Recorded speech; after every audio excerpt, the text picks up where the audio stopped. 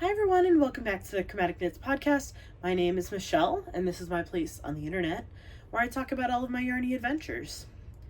You can find me at all the places listed down below, and I'm really glad to be back. It's been a long time, but we're back for some crafty chat, so feel free to grab your own crafting, your laundry, your lunch, your knitting, your crochet, whatever it is that you're working on, and I'd love to sit here and have some crafty chat with you. So, a couple things that I'm going to be doing or are doing currently that I wanted to share with you is that I have signed up again, like every other year. Like I have for the past several years, I have signed up for the Pigskin Party. So the Pigskin Party, for those of you who don't know, is a knit along that is hosted by Jen over at Downseller Studios. It is hosted on Ravelry, or you can also do it on Instagram, but you have to register on Ravelry, I believe.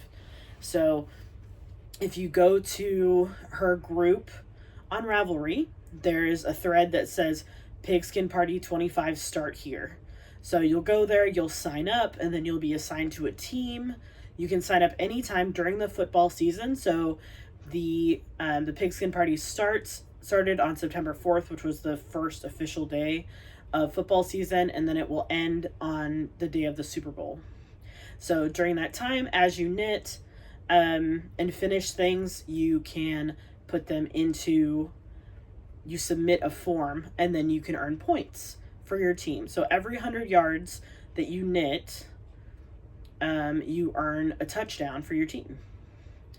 So, but it has to be a finished project, and it has to be a project that you started September 4th or after. It cannot be a whip that you had partially done beforehand.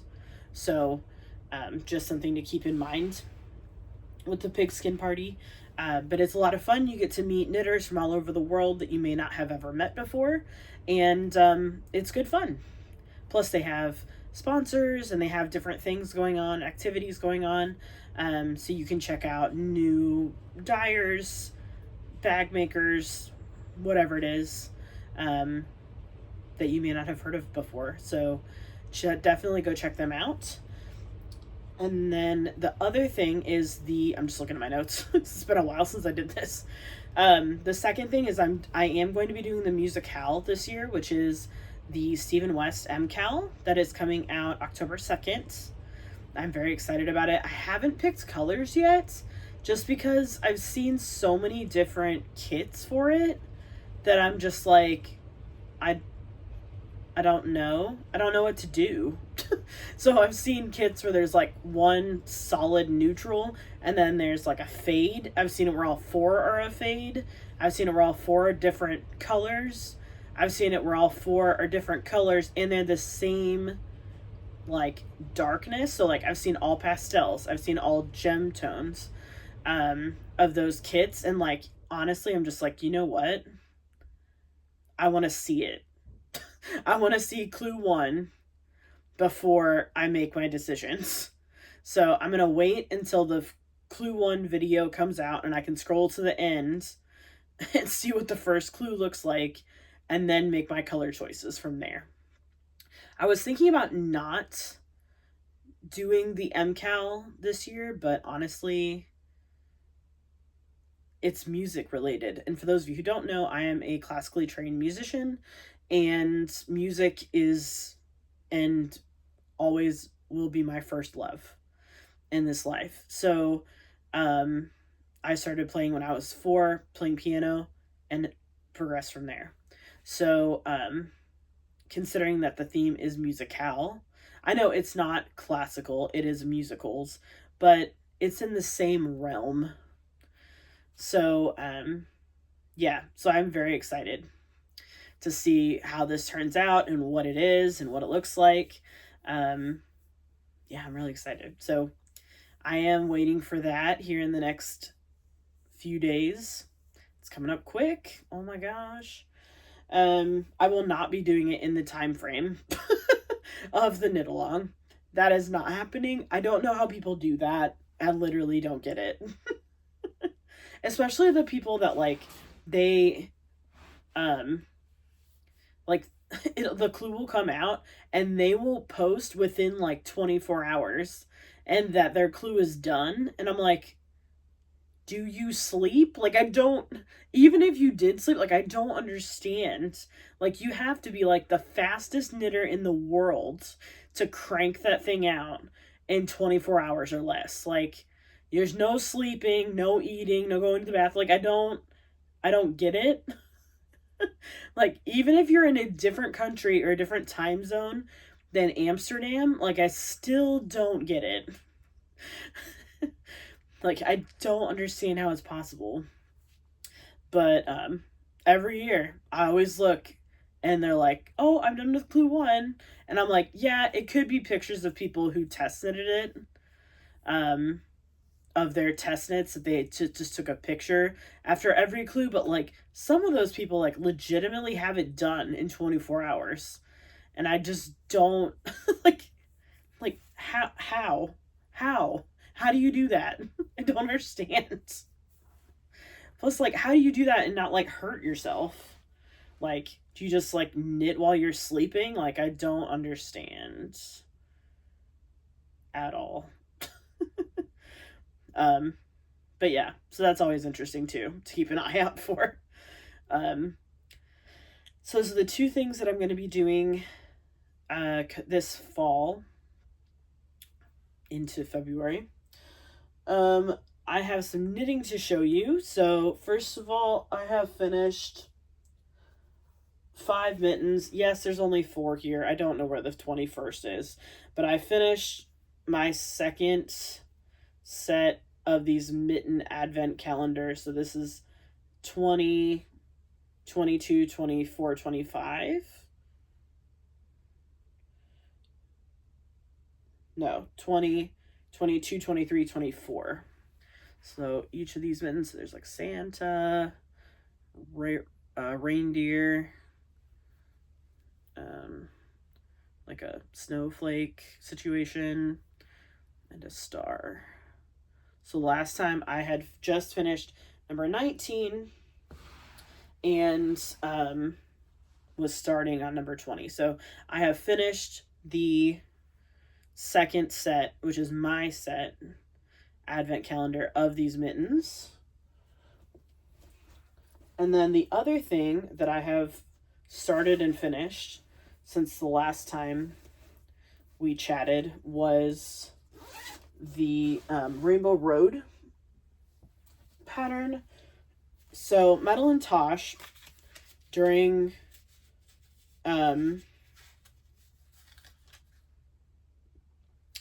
Pride came out with a couple of rainbow colors. So this one is called Black Rainbow because it's black with rainbow. And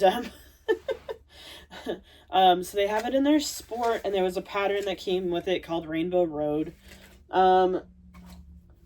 This pattern is very potato chippy, like once you start it. I haven't sewn my end in, don't judge. And I even have a little rainbow stitch marker on it, progress keeper. But basically, you just do this pattern, like this chevron-y pattern,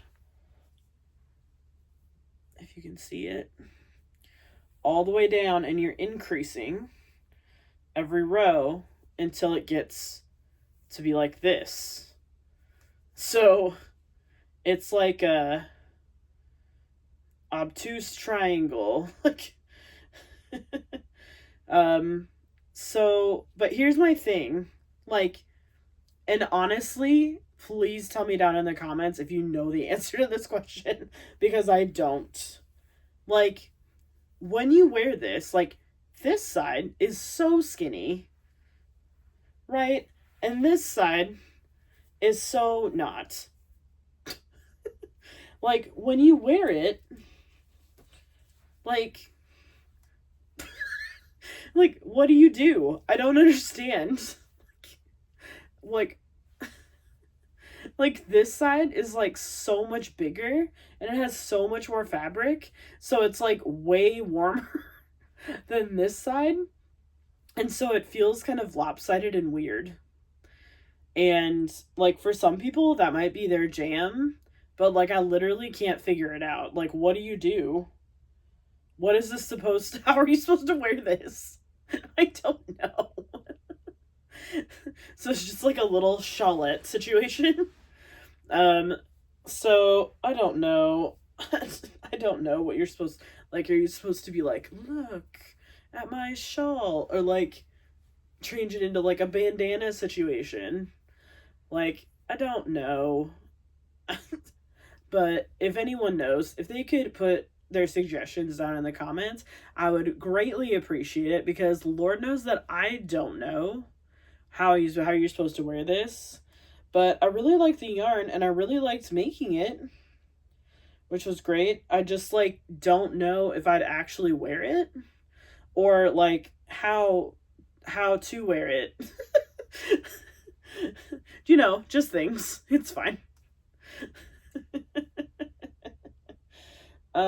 Yeah. So, but anyway, would recommend this yarn. It's very pretty. I don't think they have it anymore, because it was like one of their colorways of the month situations, but they usually bring it back like every Pride or something similar to it every Pride month. So, and it came with a kit, it came with this bag, and it came with a code for the pattern, and it came with a sticker, which is basically like a rainbow. This is Mad Tosh. So, but yeah, so that is done. And that is all of my finished objects, because I had a long spurt there where my knitting mojo just died. Like, just completely died. And it was not good. But it's back now, so that's okay. The next whip that I have is, I started the third and last mitten advent calendar, but I'm using a different color this time. So instead of using red, this person wanted me to use like an ice blue. So that is what I'm doing. Oh my gosh, it was just here a second ago. There's one of the needles. Where's the other one? Okay, so I am making this on Magic Loop. So this is the first, if you can see that.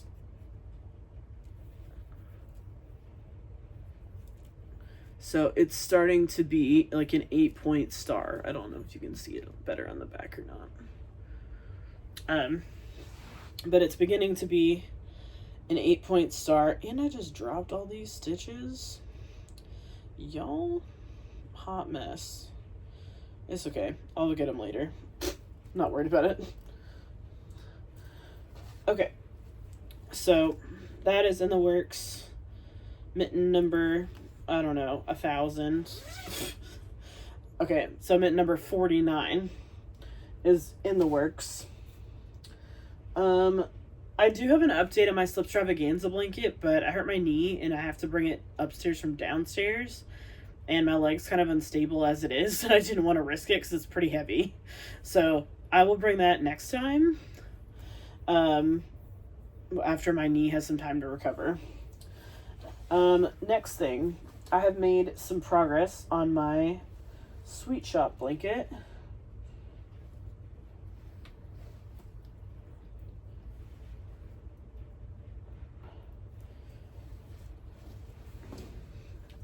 Okay. One of the ends is stuck in the zipper. Okay.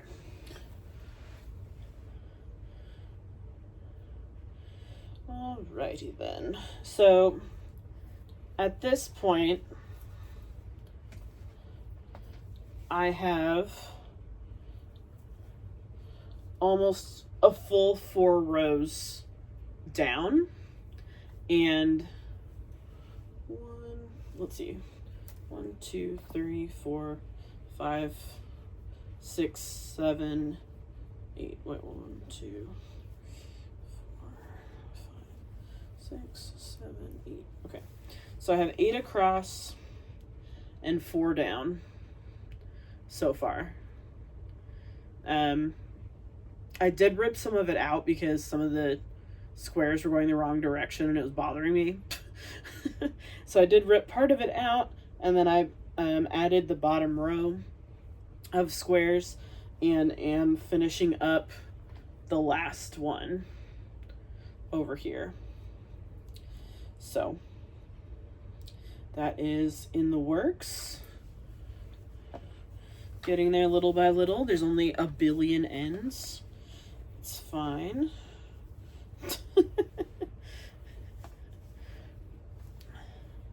It's getting heavy though. It's getting big. So I'm gonna work on that. And then the last thing I've been working on is the Woodstone wrap. Let's see who it's by Jenny Gillard. So the Woodstone wrap, this is a gift for one of my partner's friends. She expressed interest in it. She originally wanted a crocheted wrap, and I was like, I don't do crochet. That's not my jam. So I gave her a few options, and this one was one of them. So she picked the yarn. This is Knit Pick Swish worsted.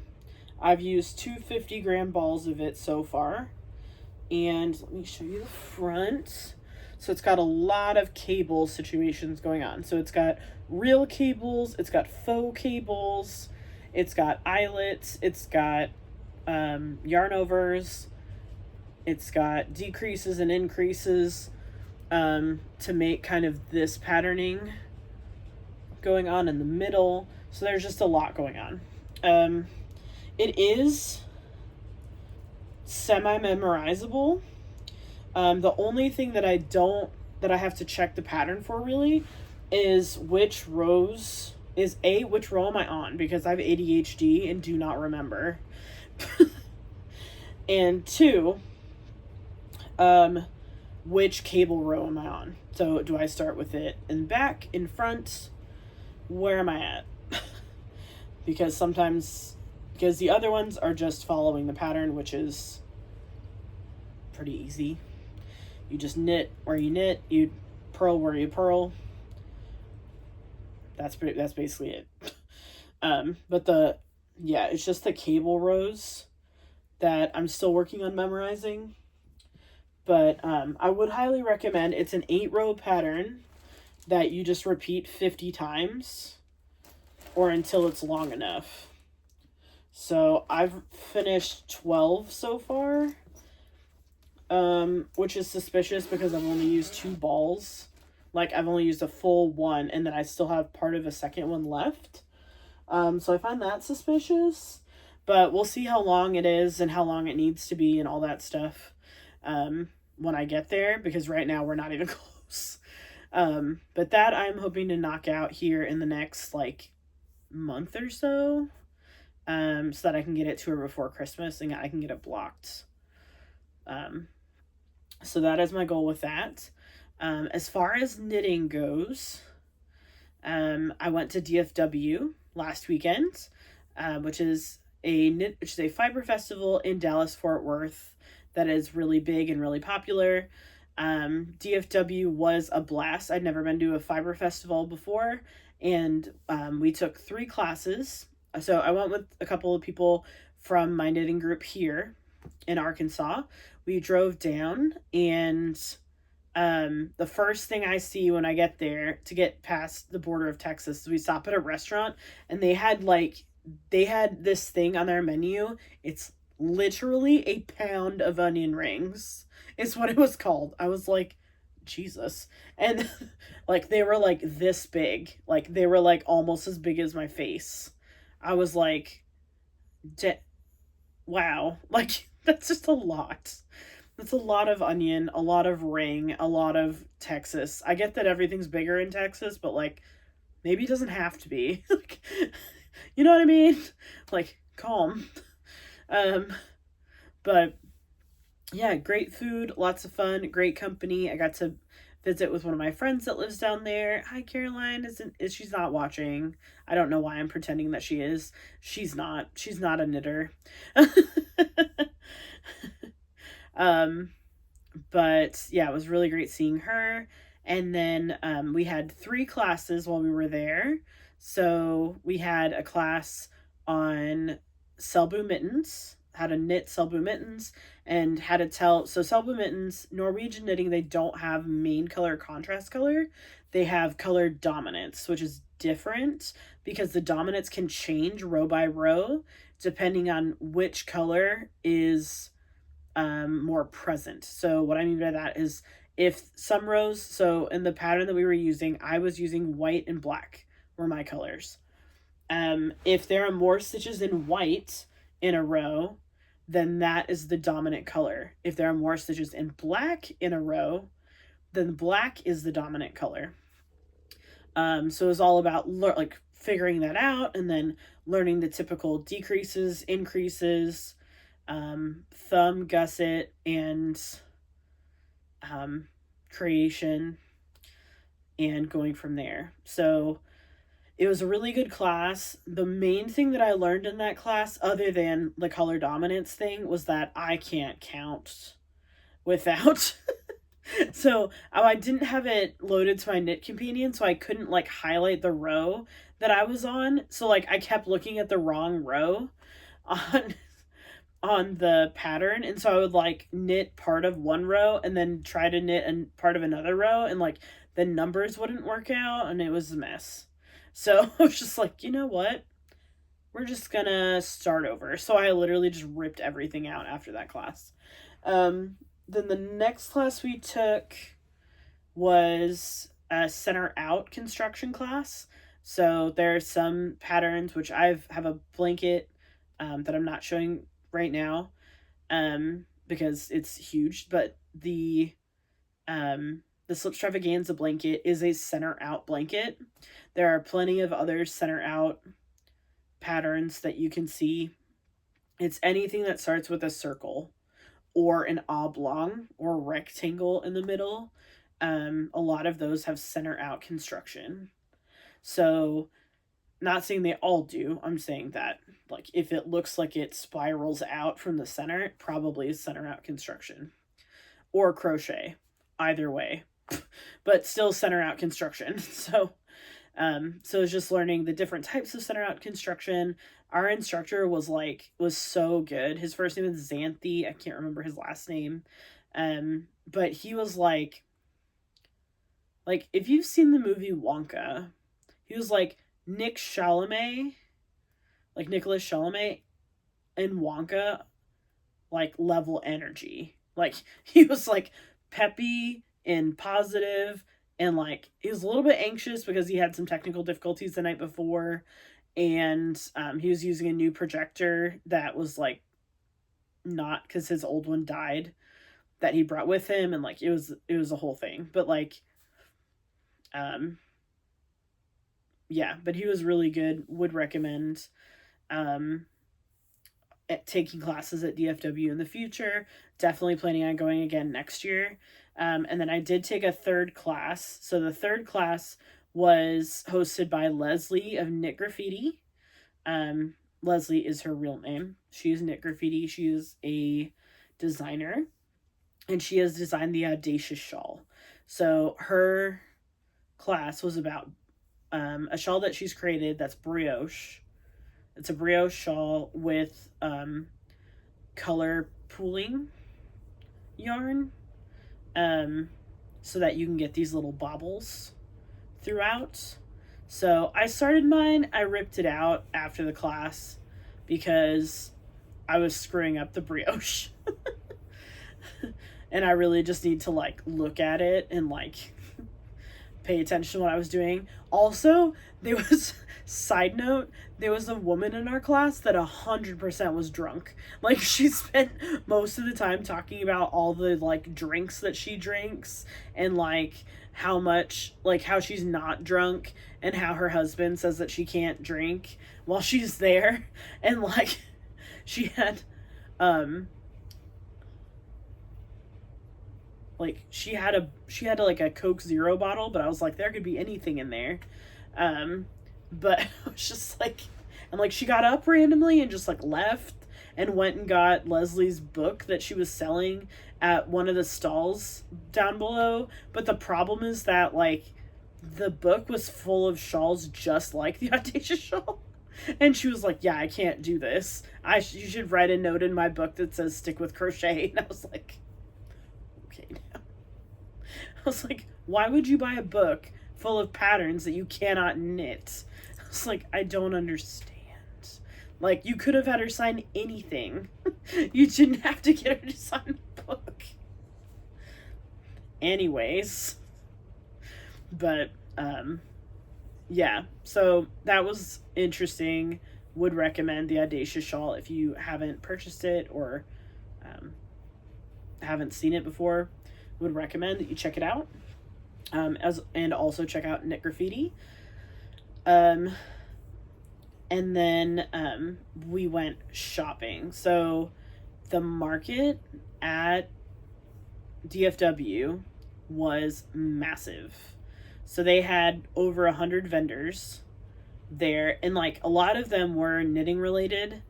And like they had these ladies there who like I hadn't caked up my yarn before I left for the Audacious shawl class.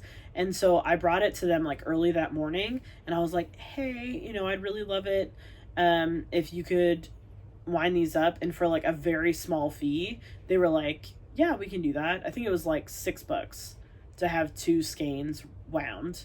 And I was like, that's amazing. Like, I would much rather not take the time to wind my own yarn than just let you do it and let you do it in 5 minutes. Like, that's awesome. I don't know how they did it though, because they were like hand cranking everything. So like their right arm had to have been like killing them by the end of the day. They're like super buff right arms and like really scrawny left arms. And then, yeah, so we bought all kinds of yarn. I was specifically looking for BIPOC and LGBT makers. There are a couple that I was not able to buy from on the day, but I did take down their information so that I can purchase from them in the future. And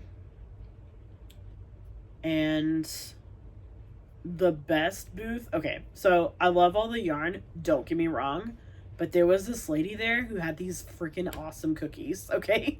They were amazing, and they were so cute. They had llamas on them, and they had, like, Llama Squad on it, and it was so cute, and they were so delicious. Like, oh my gosh. I wish that I lived in Texas so I could get cookies from her all the time. Like, they were awesome.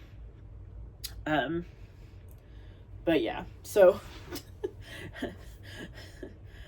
hats off to the cookie lady for sure.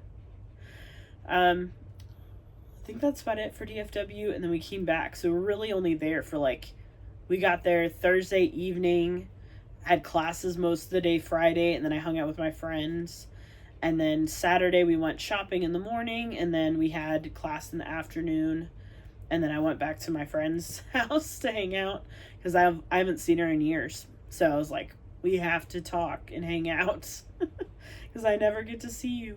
And then we left on Sunday. So, but it was really great. We got to hang out with some of the people that we were there with. We got to meet new people in our classes and talk to new people and see. There were even people in the hotel who were knitting in the morning at breakfast, or who were were very kind and would come over and talk to us. Since we were a larger group, there were 6 of us total that went from my knitting group here in Arkansas. So yeah, it was really great. Knitters are so kind, like it's crazy. So helpful. It was really, really nice. And then, yeah, like I said, I'm planning on going next year, and now I have all these ideas and classes that I want to take and things I want to do, and I still only have 2 hands and 24 hours in a day, most of which I'm either unconscious or working. I am either asleep or I am working most of that time, but it still counts. Um, Otherwise, I think that's about it. Um, for the knitting content, I um, the only life update I really have is that um, I'm over. We are past the worst of the. So I get seasonal affective disorder in the summer because it's so wicked hot that I just cannot go outside. Like, I just cannot deal with it. Like, I grew up in Wisconsin. Like, this Arkansas heat is the death. No, thank you. I do not go outside. And so I get um, more depressed than normal during the summer. So I'm so glad that that's over. Usually in September is when I kind of come out of it. And then I messed up my knee. So my neighbor's dog, one morning I look out the window in my bedroom and my cat is like freaking out. And I see four white paws, like four giant white paws.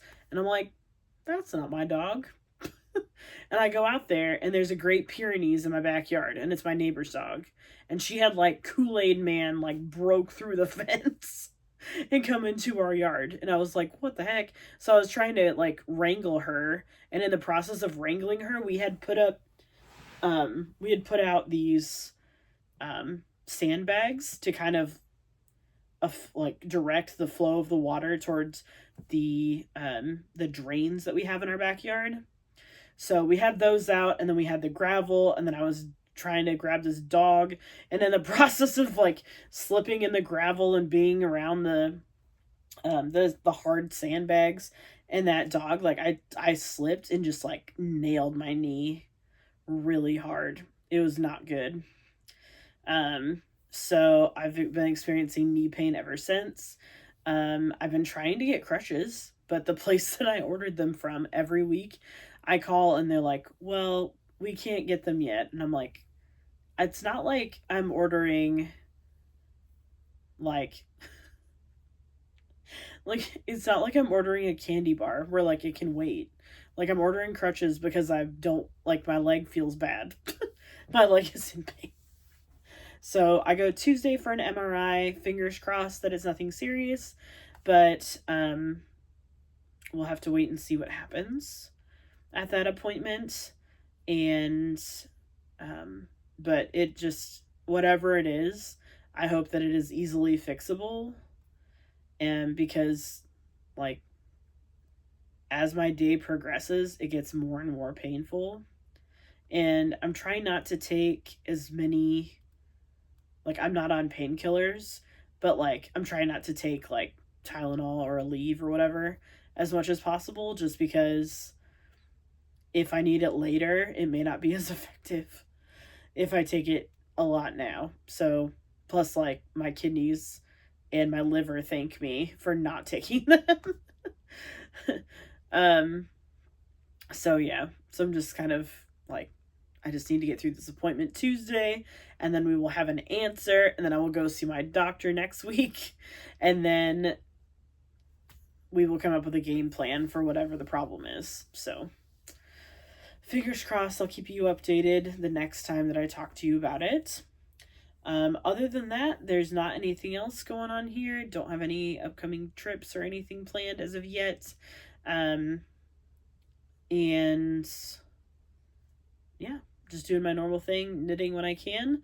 And I'll be back with some more progress soon. I hope that you all are having a wonderful day and that your knitting projects are all going well. And I will talk to you again soon, okay?